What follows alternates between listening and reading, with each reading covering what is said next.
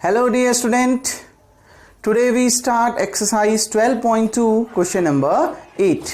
Dear student, अगर अभी तक आपने मेरी पुरानी वीडियोस नहीं देखी हैं तो आप नीचे डिस्क्रिप्शन में जा सकते हैं. Dear student, अगर आपको मेरी वीडियोस पसंद आती हैं तो प्लीज़ मेरे यूट्यूब चैनल को लाइक कीजिए, शेयर कीजिए एंड सब्सक्राइब कीजिए. क्वेश्चन नंबर 8 क्या कह रहा है, देखो बच्चों. A horse is tied to a peg. Peg क्या होता है? खूंटा, जिससे आपने देखा होगा जो जानवर पालते हैं वो अपने जानवरों को एक खूंटे से बांधते हैं. वो लकड़ी का भी बना होता है और या फिर लोहे का भी कहीं कहीं बना होता है. ठीक. Corner of A square. अब एक स्क्वायर है मतलब एक वर्ग है. ठीक. वर्गाकार घास का मैदान है. Square shaped grass field. Clear. एक वर्गाकार घास का मैदान है, यानी स्क्वायर के फॉर्म में एक मैदान आपको दे रखा है, फील्ड दे रखा है जिसमें घास उगी हुई है. तो इस स्क्वायर के एक कोने में, ठीक, पेग की सहायता से यानी एक खूंटे की सहायता से एक घोड़े को क्या किया जाता है? बांधा जाता है. क्लियर. अब ये क्या कह रहा है, स्क्वायर की जो साइड है वो 15 मीटर लंबी है, यानी जो स्क्वायर की साइड है 15 मीटर है. स्क्वायर पता है ना, चारों साइड इक्वल होती है, तो चारों साइड कितने मीटर की है? 15 मीटर की है. By means of a 5 metre long रोप.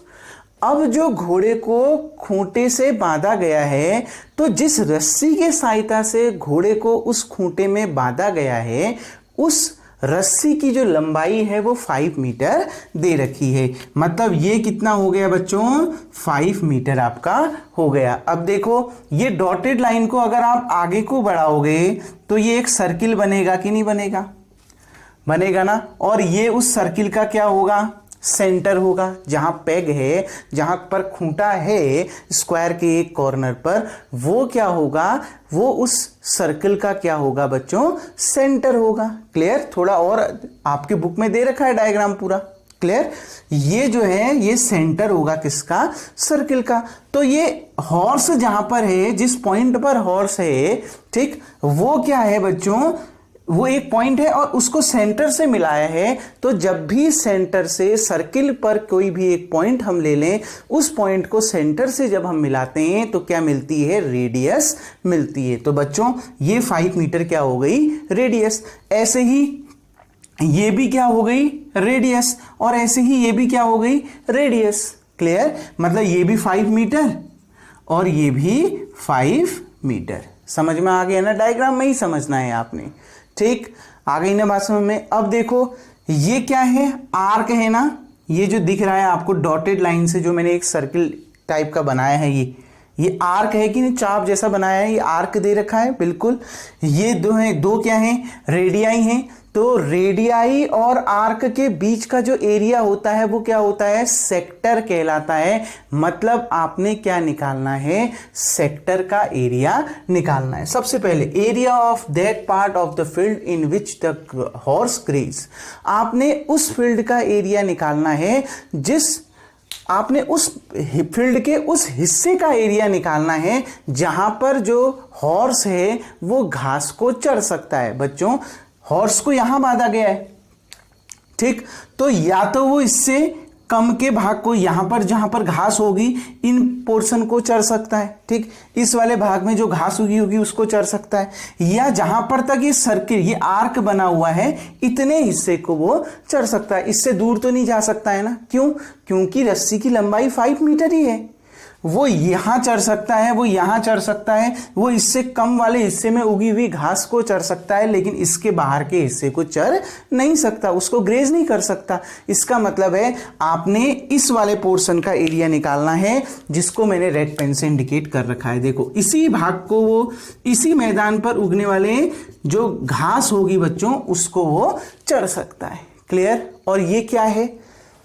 दो रेडियाई और ये क्या है? आर्क. दो रेडियाई और आर्क के बीच का जो रीजन होता है उसको हम क्या कहते हैं? सेक्टर कहते हैं. क्लियर. हमने एरिया ऑफ सेक्टर निकाल देना है. ठीक. तो गिवन क्या क्या है? देखो आंसर गिवन क्या है?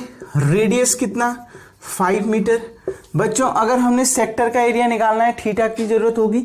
और आपको मालूम है स्क्वायर में जो ये प्रत्येक एंगल होते हैं ये कितने डिग्री के होते हैं? 90 डिग्री के होते हैं. मालूम है ना?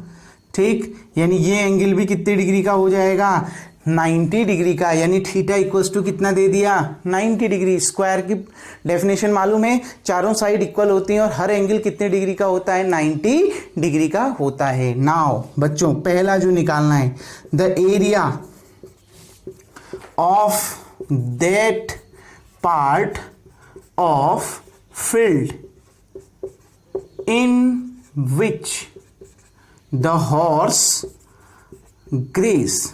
तो बच्चों कितने फील्ड के कितने हिस्से को जो हॉर्स है वो चर सकता है, जो मैंने रेड पेन से इंडिकेट कर रखा है, और वो क्या है, एरिया ऑफ सेक्टर, यानी त्रिज्यखंड का क्षेत्रफल।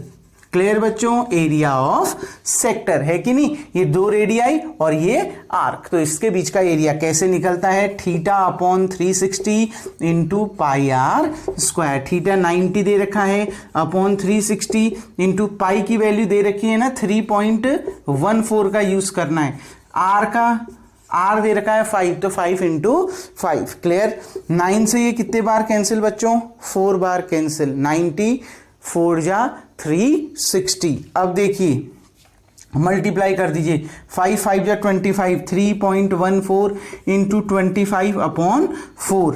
देखो बच्चों 25 4 जा 100, 10 कैरी रहा, 25 1 जा 25 में 10, 35 3, 25 में 3, 75 में 3, 78, तो 78.50, इसको मल्टीप्लाई करके अपॉन में कितना 4, सॉल्व करिए, 4 1 जा 4, 3 और 8, 4 9 जा 36, 2 और 5, 4 6 जा 24, 1 और 0, 4 2 जा 8, 2 और 0, 4 5 जा 20, तो कितना 19.625, इतना क्या मीटर में दे रखा है ना, तो एरिया क्या होगा, मीटर स्क्वायर। इतने क्षेत्र को, मतलब घास के जो मैदान दे रखा है जिस पर घास उगी है, तो इतने एरिया वाले मैदान के हिस्से में जहां घास आपकी उगी हुई है उसको घोड़ा चर सकता है। तो area of that part of the field in which the horse graze is 19.625 metre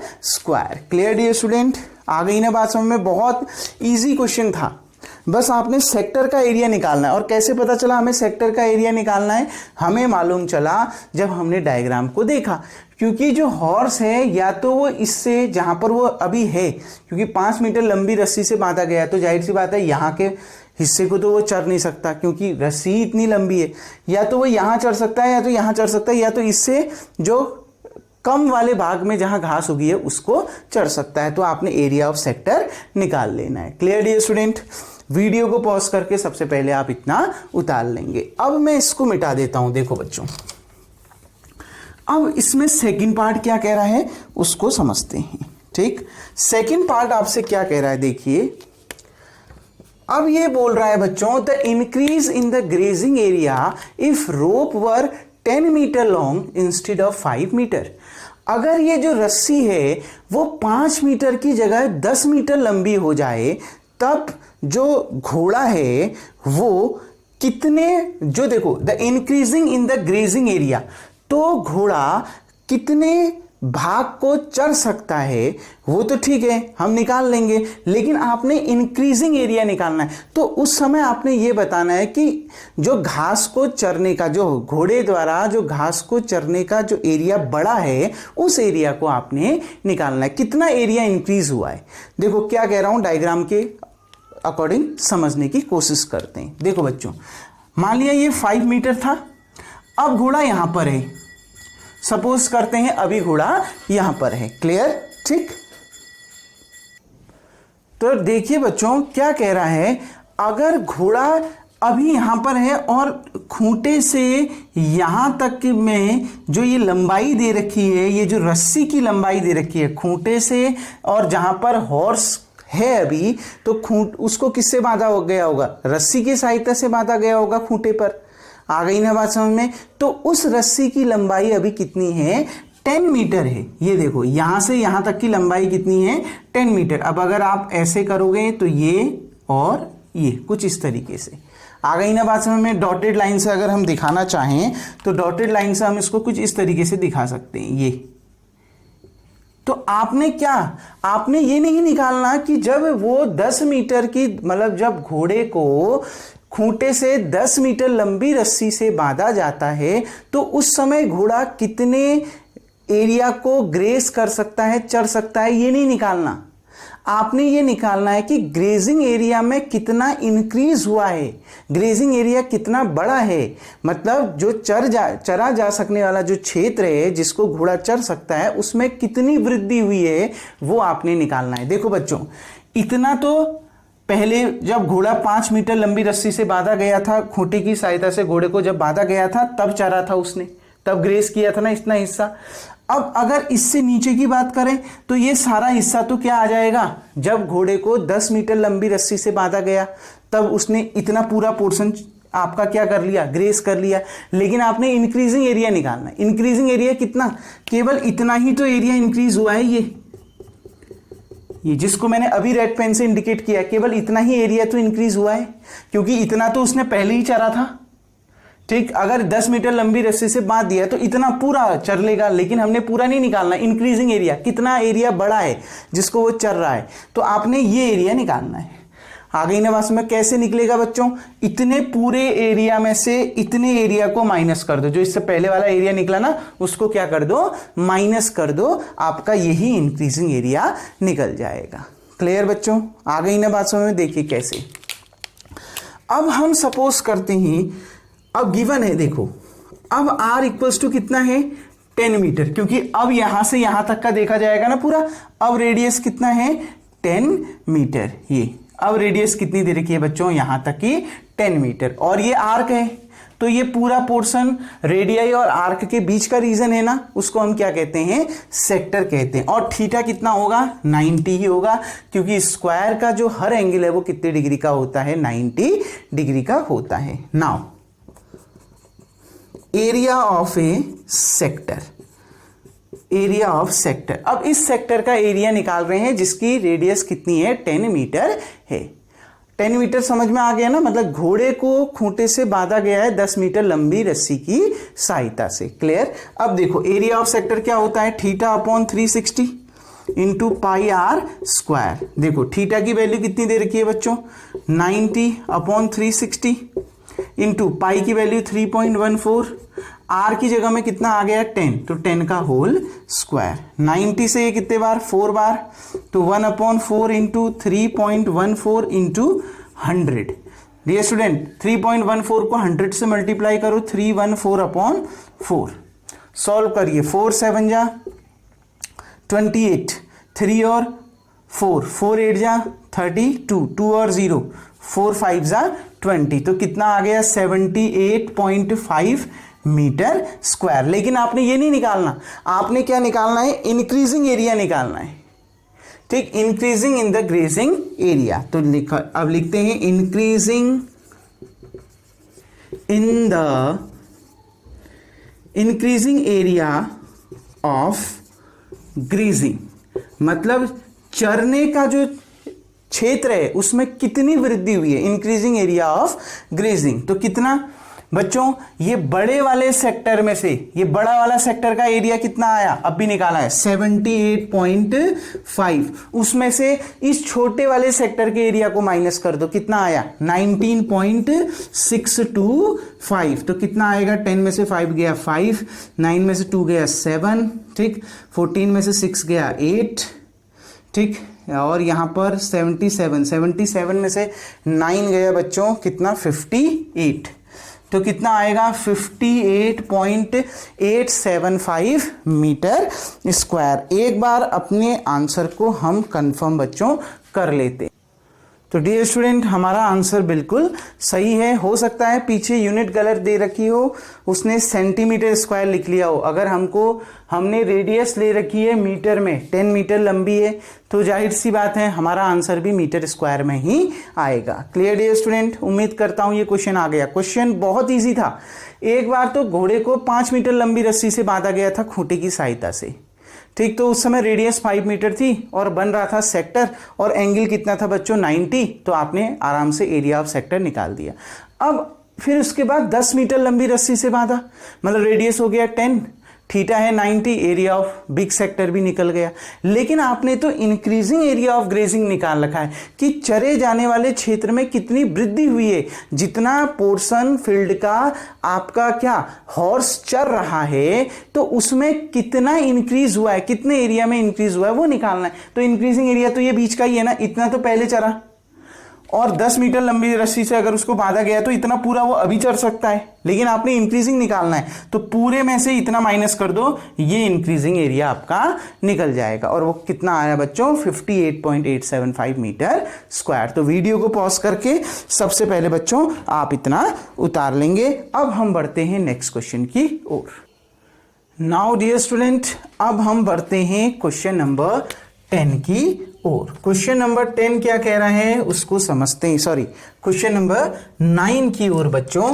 question number 9 आपसे क्या कह रहा है उसको हम समझते हैं। क्वेश्चन नंबर 9 देखिए, क्योंकि 10 तो तभी बताऊंगा जब पहले 9th क्वेश्चन को डिस्कस करते हैं। देखो क्या कह रहा है बच्चों, आपका क्या है, एक सर्कल के फॉर्म में एक ब्रूच आपको दे रखा है। क्या होता है देखिए, ब्रूच, यही शब्द दे रखा है ना आपके उसमें, बिल्कुल ब्रूच दे रखा है। ब्रूच का मतलब है एक ज्वेलरी बनाई जा रही है, ठीक, एक क्या बनाई जा रही है, ज्वेलरी बनाई जा रही है, जो किसके फॉर्म में है, सर्कुलर फॉर्म में है।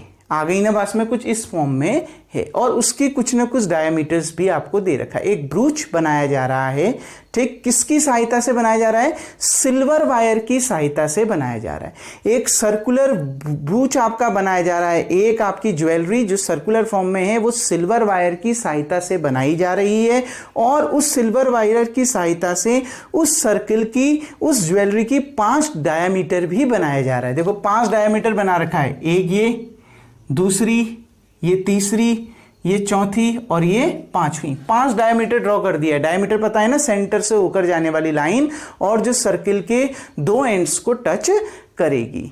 क्लियर, आ गई ना बात में, सेंटर से जाएगी वो लाइन, डायमीटर होगी। तो क्या कह रहा है, एक ब्रूच है सर्कुलर फॉर्म में और उसकी 5 डायमीटर्स दे रखी हैं, जिनको सिल्वर वायर से बनाया जा रहा है। ये सर्कल भी सिल्वर वायर से बनाया गया है और इस सर्कल की 5 डायमीटर को भी किससे बनाया गया है, आपका सिल्वर से बनाया गया है, सिल्वर वायर से बनाया गया है। क्लियर बच्चों। उसके बाद ये क्या कह रहा है, डायमीटर की जो डायमीटर दे रखा है वो कितना दे रखा है, 30 मिलीमीटर दे रखा है। मतलब आपको डायमीटर D इक्वल्स टू कितना दिया है बच्चों, D इक्वल्स टू दिया है 35 मिलीमीटर।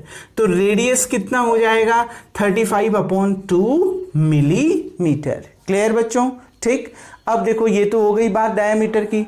अब एंगल क्या, अब इसके बाद ये भी बोल रहा है, इसके बाद एक चीज और बोल रहा है बच्चों, क्या कि ये जो सर्किल है, ठीक, उसको ये जो डायमीटर है, 5 डायमीटर हैं जो सिल्वर वायर से बनाए जा रहे हैं, वो उस सर्किल को 10 बराबर सेक्टर पर डिवाइड कर रहे हैं। 10 इक्वल सेक्टर पर। इक्वल सेक्टर का मतलब उन 10 के 10 सेक्टर का जो एरिया होगा वो इक्वल होगा। देखो यहां से स्टार्ट करते हैं, 1 2 3 4 5 6 7 8 9 और 10। देखो 10 सेक्टर बन रहे हैं ना। सेक्टर क्या होता है, रेडियाई, 2 रेडियस या 2 रेडियाई और आर्क के बीच का रीजन आपका क्या कहलाता है, सेक्टर कहलाता है। तो क्या बोला क्वेश्चन में, समझ में आ गया।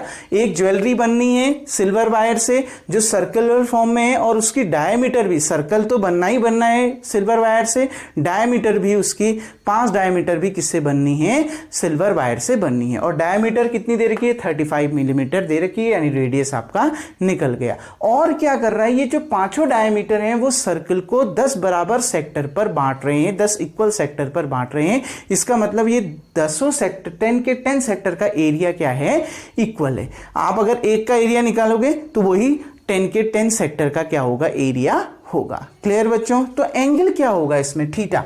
अगर मैं बात करूं थीटा, क्योंकि अगर मैंने सेक्टर निकालना होगा तो भी मेरे को थीटा की जरूरत होगी।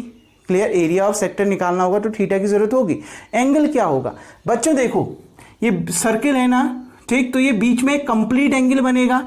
अगर मैं ऐसे घुमाऊं इसको, ये देखिए बनेगा ना कंप्लीट एंगल। ठीक, तो कंप्लीट एंगल कितने डिग्री का होता है? 360 डिग्री का। और ये जो डायमीटर है, जो पांचों डायमीटर हैं, वो सर्किल को कितने बराबर सेक्टर पर डिवाइड कर रही हैं? 10। तो इसको किससे डिवाइड कर दोगे? 10 से। 360 तो कंप्लीट एंगल है, और ऐसे कितने सेक्टर बन रहे हैं? 10 सेक्टर। और ये 10 के 10 सेक्टर क्या है? आपस में इक्वल है। तो 360 को 10 से क्या कर दोगे? डिवाइड कर दोगे। यानी कितना आ गया? 36 डिग्री। यानी एक सेक्टर का एरिया कितना आएगा? 36। अगले का भी 36, अगले का भी 36। तो सबके सब 10 के 10 सेक्टर के जो बीच का रेडियाई और आर्क दो रेडियस के बीच का जो एंगल होगा वो कितना आएगा आपका? 36 डिग्री। क्लियर? ये आर्क के द्वारा जो सबटेंड एंगल होगा सेंटर में वो कितना होगा? 36 डिग्री। हर सेक्टर में, यहां पर भी 36, यहां पर भी 36, हर जगह कितने डिग्री का होगा? 36 डिग्री का एंगल होगा। और टोटल कितना होगा? 360। कैसे निकाला? थीटा समझ में आ गया ना? कंप्लीट एंगल 360, 10 बराबर सेक्टर में डिवाइड कर रहा है डायमीटर सर्किल को, तो डिवाइड बाई 10। क्लियर? अब देखिए बच्चों, सबसे पहले आपने निकालना है लेंथ। देखो क्या निकालना है? Length of the silver wire required. Silver wire required, जितना सिल्वर वायर इसमें यूज हुआ है उसकी लेंथ निकालनी है। बच्चों बहुत आसान, सिल्वर वायर की लेंथ निकालनी है। सिल्वर वायर से क्या बना है? एक तो सर्कल बना है, और सर्कल की लेंथ क्या होती है? सर्कमफ्रेंस। तो पहला क्या? सर्कमफ्रेंस ऑफ सर्कल प्लस, और सिल्वर वायर से क्या बना है? 5 डायमीटर बने हुए हैं। क्या बने हुए हैं? 5 डायमीटर। तो लेंथ ऑफ 5 डायमीटर। तो यही दो चीज तो बनी है ना सिल्वर वायर से। क्या कह रहा है? Silver length of silver wire required, जो सिल्वर वायर उसमें यूज हुआ है उसकी लेंथ निकालनी है। तो उस सिल्वर वायर से क्या बना है? एक सर्किल बना है। सर्किल की लेंथ होती है उसकी सर्कमफ्रेंस। डायमीटर बने, कितने डायमीटर बने? 5। तो लेंथ ऑफ 5 डायमीटर। देखो बच्चों, सर्कमफ्रेंस क्या होता है सर्किल का? 2πr plus length of 5 diameter. एक डायमीटर की लेंथ कितनी है? 35 मिलीमीटर। तो 5 डायमीटर की कितनी हो जाएगी? 5 इंटू 35 मिलीमीटर। कोई डाउट? आ गई ना बात समझ में? Length of 5 diameter, 5 into 35। Diameter की लेंथ कितनी है? एक डायमीटर की लेंथ 35 है, तो 5 की कितनी हो जाएगी? 5 इंटू 35। तो बच्चों इसमें हमसे ये तो नहीं बोल रहा ना यूज पाई इक्वल टू इतना, नहीं। तो हम 22/7 का ही यूज करेंगे। पाई की वैल्यू 22/7 तभी यूज करेंगे 3.14 का जब दिया होगा, वरना यही यूज करेंगे। ठीक, इंटू आर कितना दे रखा है बच्चों? 35/2 प्लस 5 5 जा 25, 2 5 3 जा 15 में 2 17 हो गया। क्लियर? 5 5 जा 25, 5 3 जा 15 में 2 17। क्लियर बच्चों? 2 से ये 2 क्या हो गया? कैंसिल। 7 से ये 5 बार कैंसिल। 22 इंटू 5 करिए, कितना आएगा? 110 प्लस 175। क्लियर बच्चों? आ गई ना बात समझ में? अब देखिए दोनों को जोड़िए। 5 8 112 285 क्या? मिलीमीटर। मिलीमीटर में दे रखा है ना, तो 285 मिलीमीटर लेंथ है बच्चों। तो लेंथ है तो लेंथ मिलीमीटर में आएगा, स्क्वायर नहीं होगा। क्लियर? आ गई ना बात में? तो length of silver wire required, जितना सिल्वर वायर उसमें यूज हुआ था उसकी लेंथ निकालनी थी। तो आ गया ना समझ में कैसे निकाला? सेकंड क्या निकालना है बच्चों? सेकंड निकालना है area of each sector. Area of each sector of each sector of ब्रूच, यानी ब्रूच के प्रत्येक सेक्टर का एरिया निकालना है बच्चों। ब्रूच मतलब इस ज्वेलरी के जो प्रत्येक सेक्टर है उसका एरिया निकालना है। कितने सेक्टर बन रहे हैं? 10। और 10 के 10 सेक्टर क्या है? आपस में इक्वल हैं। तो प्रत्येक, मैंने शुरू में बोला, जो एरिया एक सेक्टर का होगा वही 10 के 10, वही सारे के सारे सेक्टर का एरिया होगा। 10 के 10 सेक्टरों का एरिया होगा। तो area of each sector of brooch equals to area of a sector. किसी भी एक सेक्टर का एरिया निकाल दो, वही प्रत्येक सेक्टर का क्या होगा? ब्रूच के प्रत्येक सेक्टर का एरिया होगा। क्योंकि 10 के 10 सेक्टर आपस में इक्वल हैं, तो उनके एरियाज भी इक्वल हैं। क्लियर। तो एक सेक्टर का एरिया निकाल लो, सारे सेक्टर का एरिया निकल जाएंगे। तो क्या आ जाएगा formula, theta upon 360 into pi r square. समझ में आ रहा है ना मैंने ये फॉर्मूला क्यों यूज किया, क्योंकि 10 के 10 जो सेक्टर है इक्वल है तो उनके एरियाज भी इक्वल है। तो ईच सेक्टर ऑफ ब्रूच, प्रत्येक सेक्टर, ब्रूच के प्रत्येक सेक्टर का एरिया निकालना था। तो प्रत्येक सेक्टर का एरिया मतलब जो एक का होगा वही सबका होगा। तो एरिया ऑफ ए सेक्टर निकाल लो, वही इसका आंसर होगा। थीटा कितना दे रखा है बच्चों, 36 अपॉन 360, पाई की वैल्यू 22 अपॉन 7। बच्चों आर कितना दे रखा है, 35 अपॉन 2। तो आर स्क्वायर है ना 2 बार, 35 अपॉन 2 इंटू 35 अपॉन 2। क्लियर। देखिए 36 से ये कितने बार कैंसिल, 10 बार कैंसिल, ठीक। 2 से ये कितने बार कैंसिल, 11 बार कैंसिल, ठीक। और 7 से ये कितने बार कैंसिल, 5 बार कैंसिल। 7 5 जा 35, जो है उसको उतार लीजिए। ऊपर बचा 11 इंटू 5 इंटू 35 अपॉन में बचा 10 इंटू 2।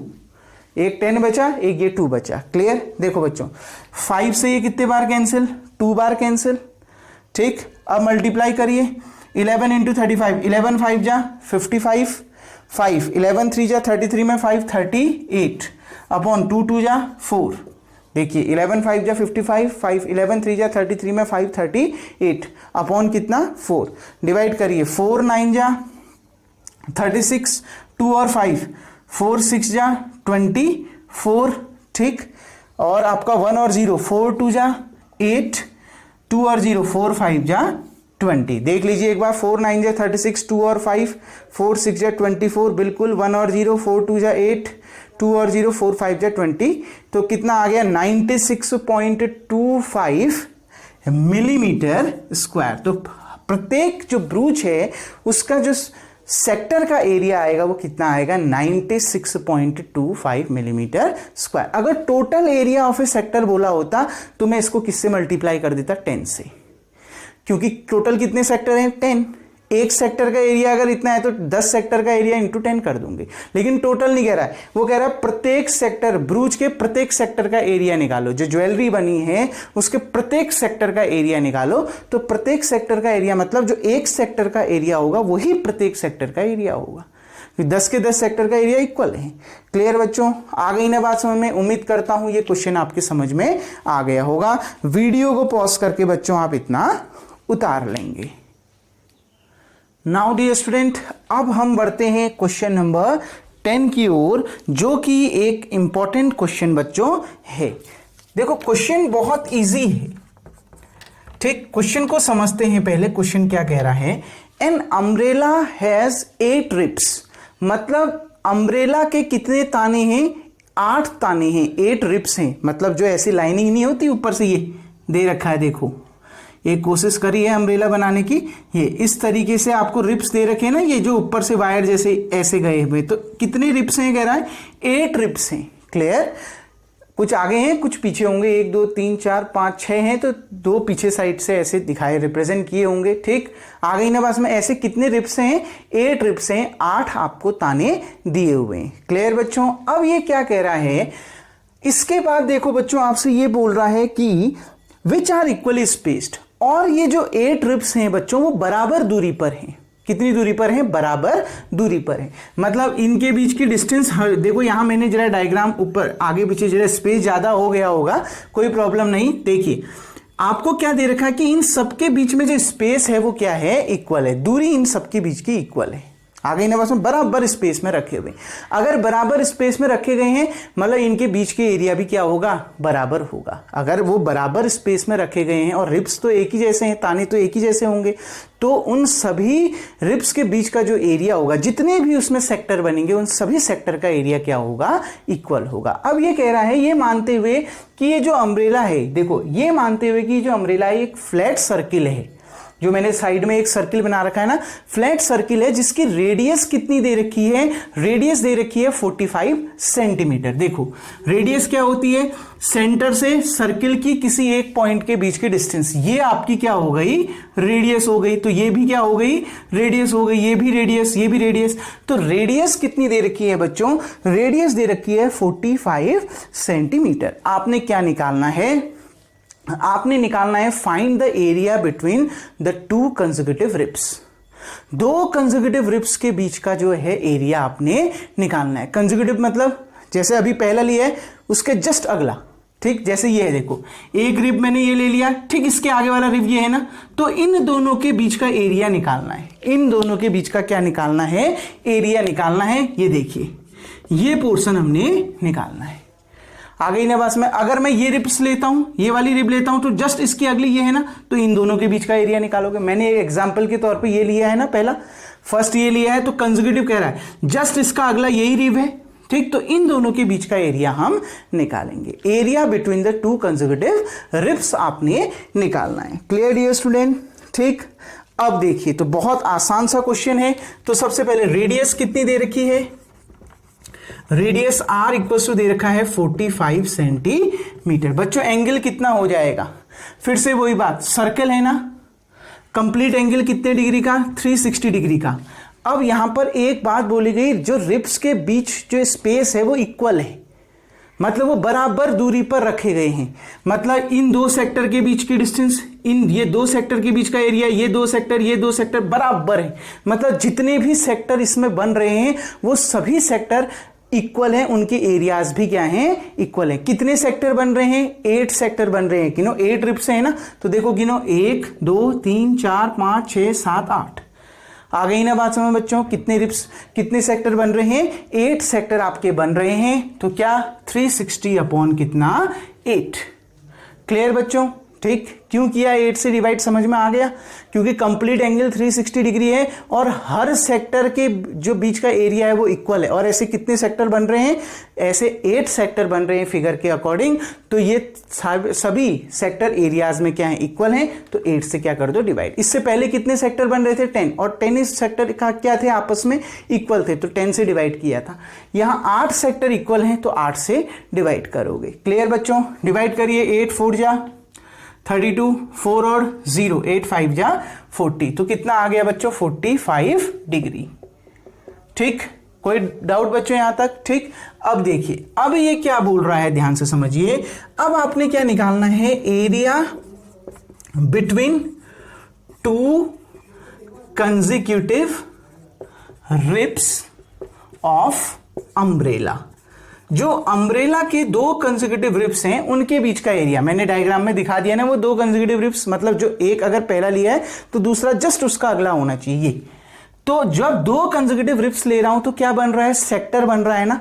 ये आर्क है और ये रेडियाई है सर्किल की। आर्क और सर्किल की रेडियाई के बीच का जो रीजन होता है वही सेक्टर कहलाता है। क्लियर? तो क्या निकालो? एरिया ऑफ सेक्टर निकालो, वही इसका क्या होगा? आंसर होगा। समझ में आ गया बच्चों?